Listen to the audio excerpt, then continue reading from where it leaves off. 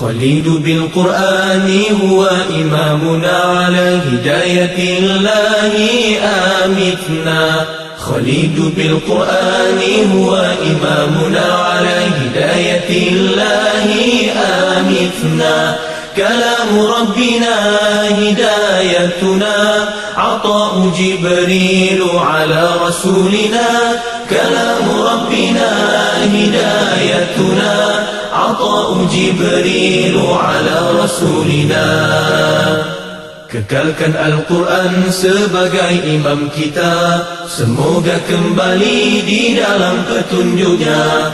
Kekalkan Al-Quran sebagai imam kita, semoga kembali di dalam petunjuknya. Kalamullah hidayah bagi kita, diberikan Jibril kepada Rasul kita.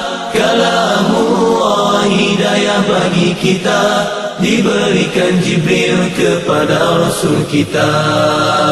كلام ربنا على نور المصطفى كلام ربنا على نور المصطفى كلام ربنا على نور المصطفى كلام ربنا